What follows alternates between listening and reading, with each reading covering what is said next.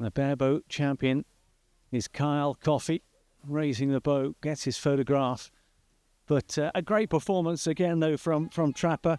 He'll learn from that experience. It's a tough opponent against Kyle. And he will walk away with the silver medal.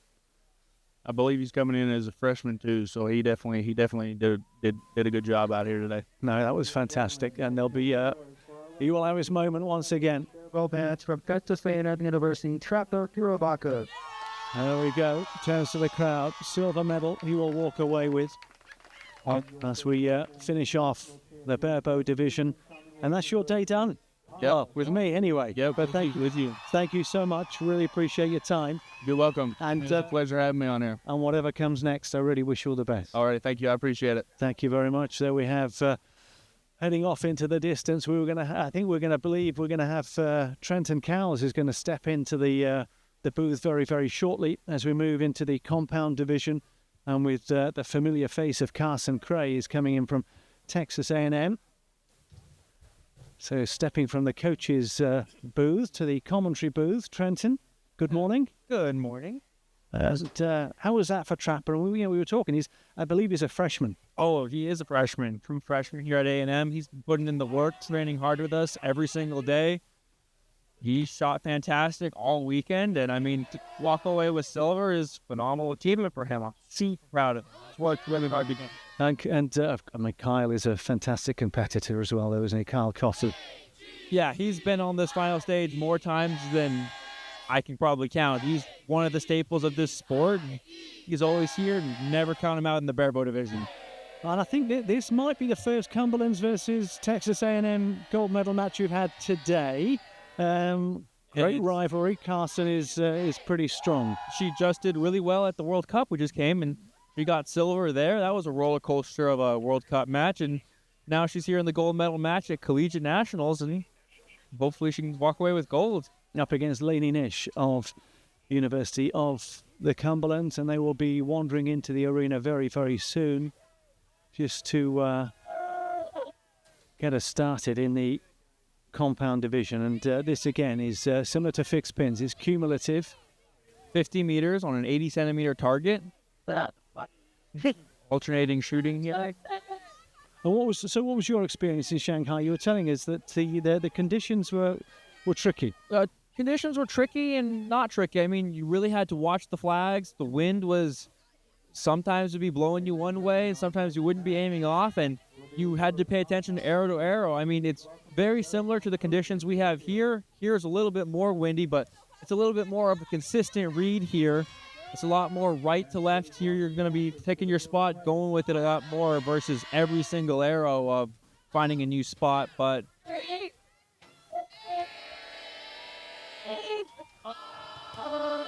and you can hear all the colleges cheering here. Yeah, this is great.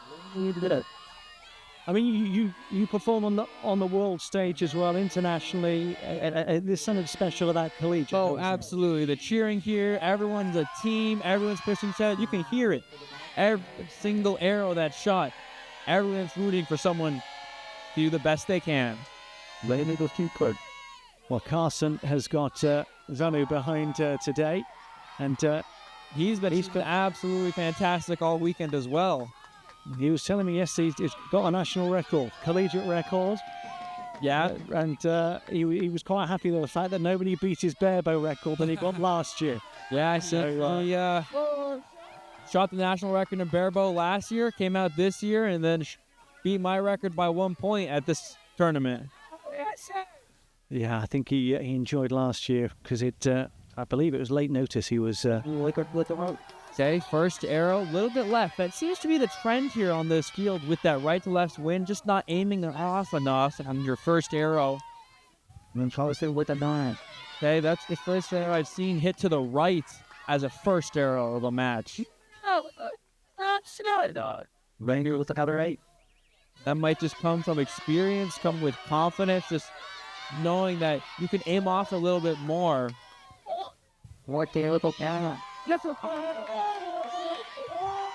Up 2 9s for Carson to start, 2 8s for Lanie. Okay, so a 2-point gap.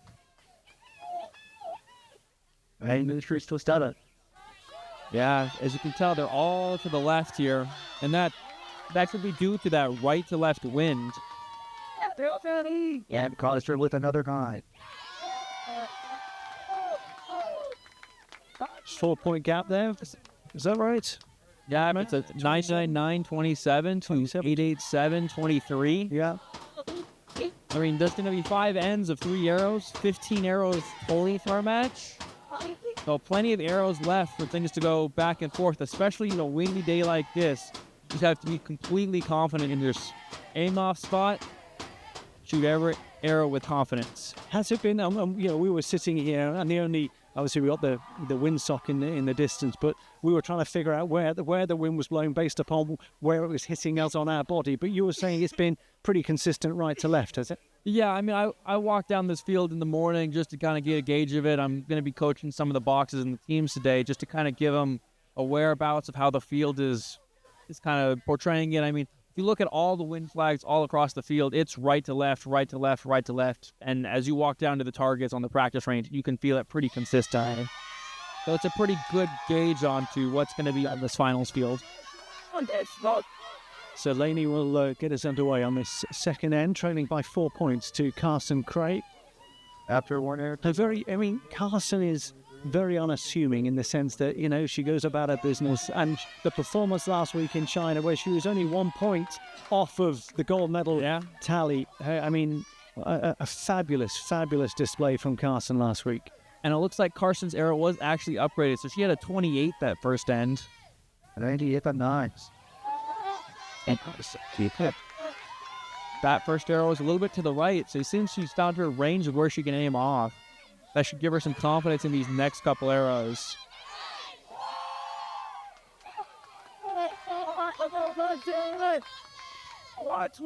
One with a pad.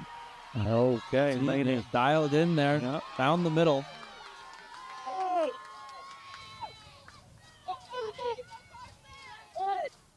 Carson with a 9. Just solid from Carson. Holding gold at this point. Can see a little bit of the shake points. I think Carson's been close. I think Madison Cox, who'll be joining us a little later, I think she was gold medal winner. With another time. Carson, as you say, is dialed in. It seems to be a 29, if I can recall correctly. That'd be 57 for Carson.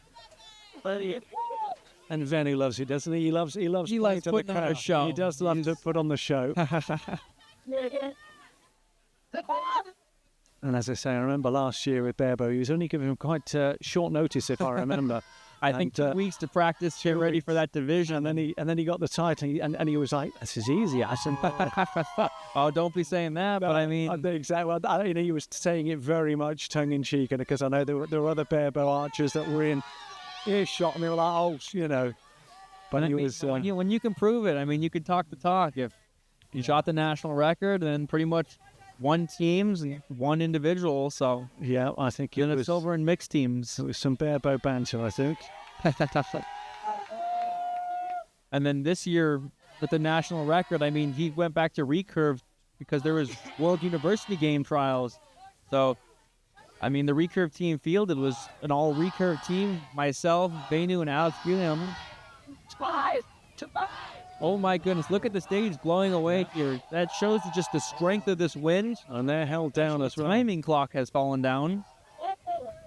There's going to be a little delay. That's due to the strength of the wind that these archers are shooting in. The performance they're putting in this wind is absolutely incredible. And they've got weights holding those down as well. So it's taken something to lift those up. So we are going to have a slight delay here. Yeah. So it seems after 6 arrows, there's a 7-point gap between the two archers. 57, 50. On say 3. But all of these, if you have to go through a delay like this, what is it? Does it help the person in front? Does it help the person trailing to kind of just refocus?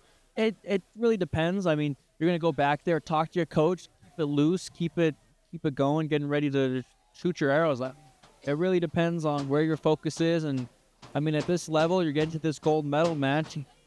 both of these archers know how to shoot it in the middle. So, I mean, it's going to come down to who's more mentally prepared in this match than the rest of the matches today. And if the coach can keep them in that mental space. You can see Vanu talking to Carson, Danielle talking to her athlete here. I mean, getting them in the zone, fist bumps there, fist pumps in the air. Both these archers seem ready for this third set here. I think we're going to go with just the clocks in place. Might just have to wait. Those Sponsorship banners. sponsorship banners, unfortunately, are going to have to try and reposition those, maybe at in between matches.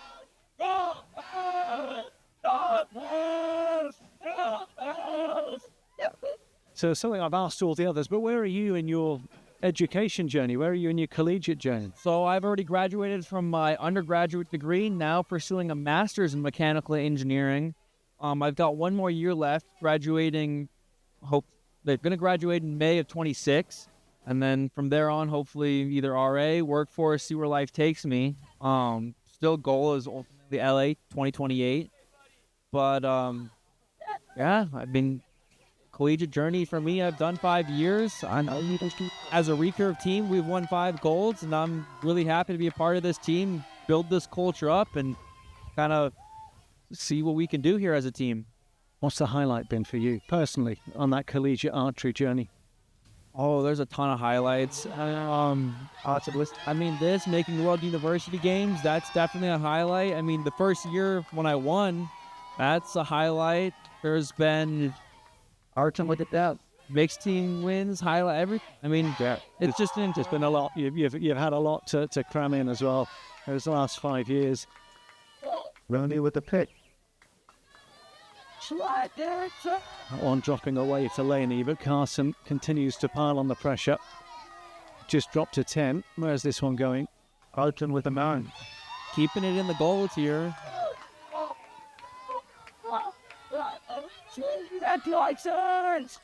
Yeah, you know what that's Lanie. I look like a good recovery shot there. Good solid shot. Now let's see what Carson can fight back with. The other parent. 9 of 10 for Carson. Carson is super dialed right now. Yeah, Lanie was just leaning there on the bow, and I think she was probably thinking back to that second arrow, which I believe landed in the 6th. Sir Carson increases her advantage. Especially in this wind, it just takes a little second to just lose focus here, lose your aiming spot, and then it's hasta la vista. You don't know where that arrow's going to go. And what's the journey back for you guys? Again, you know, Cumberlands have got a trek, and Muskingham, and most of the archers. How do you guys get back, and what does that journey look like? In terms of how do we get back to the university? Yeah, Travel for me here was a long travel. I mean, plane from China to San Francisco to Houston, and then pack up my stuff in a couple hours and then get on the bus for 24 hours. Wow. I mean, we're going to finish up here and then grab on the bus and 24 hours straight back to Texas. Goodness me. When was the last time you slept in your own bed? That's it'll be a couple of weeks. You're on the road in different countries and different tournaments. Absolutely. I mean, time changes. I mean, Texas to here is an hour time change, so they're an hour behind there. 10 points the difference then. 76 to 86 out of a maximum score of 90 in these conditions. That was a great shot, it looks like.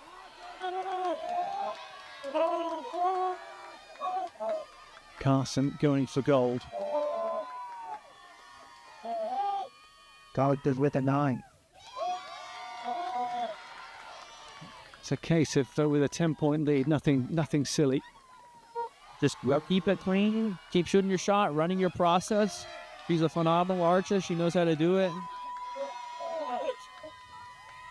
I mean, at this point, there's 4 arrows left. Carson's got 5. Got to shoot this arrow. You see a couple little bobbles there with the wind picking up. The 9. Still catches a 9 here. I mean, And she got the chance for mixed team gold a little later with Sawyer Sullivan. yeah, you just saw Carson shake her head. She's like, wow, that was interestingly shot. My bow was bobbling all over the place, I'm assuming. she's telling Benu. You haven't had the other diet.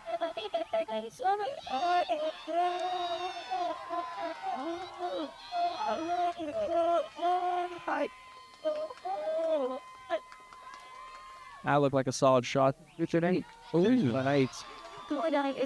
That's like it drifted a little bit more in the wind there than I would have thought. The left. What is the difference at this level, the top collegiate level? And we see Carson is kind of 9s and 10s. The occasionally, obviously, Lanie is dipping. Is it just down to consistency? Because on their day, any of these can put in the big scores. Yeah, I mean, consistency and then just tournament hardened. I mean, Carson literally was at a World Cup shooting against the world's best, and now she's back home on home soil representing A&M. So, I mean, she's been put under the top pressures in the world. She's been used to it. So it's a little bit different of an experience. I mean, here you're for a team. Obviously, you're going individual, but, I mean, the end goal is we want to win as a college and university. So, I mean, practice. Yeah. And that's what she's doing. She's traveling the world, shooting all the USATs. She's got tons of tournaments under her belt, tons of matches. So, I mean, if situations do arise, I mean, that's where you can see it in these adverse conditions, like strong winds, to give a little bit of an edge here or there. She's done stuff in these conditions before. 8 points the difference going into this final end. Is it a different kind of pressure? In other words, the expectation of putting on the national jersey as you guys did last week, and then you're putting on your collegiate jersey. You've still got the crowd behind you, your teammates behind you. It's a different kind of pressure, more intense, less The same. I mean, the U.S. is such a huge country and so many people here. I mean, when you're competing internationally, you got the whole country behind your back. You don't live together. You don't train together. At A&M, we're always together, always training, almost like a family here. I mean, you could just hear it in the cheering. I'm assuming it's the same at the University of the Cumberlands and all these other colleges and universities here. I mean, you're living and breathing archery together. I mean, you're studying together, making sure your grades are great. I mean, we're all student athletes. Student comes first. But, I mean, at the end of the day, we're all shooting together, pushing each other for this moment. So it's a really great moment when we can really represent Texas A&M here at Collegiate Nationals. And Carson finishes with a 9 and finishes with the gold. Carson Krahe, silver for the national team last week in China. Gold for her collegiate team this week in Lansing, Michigan. And Carson Krahe is the 2025 Hotel Planner Collegiate Target Nationals champion for compound women.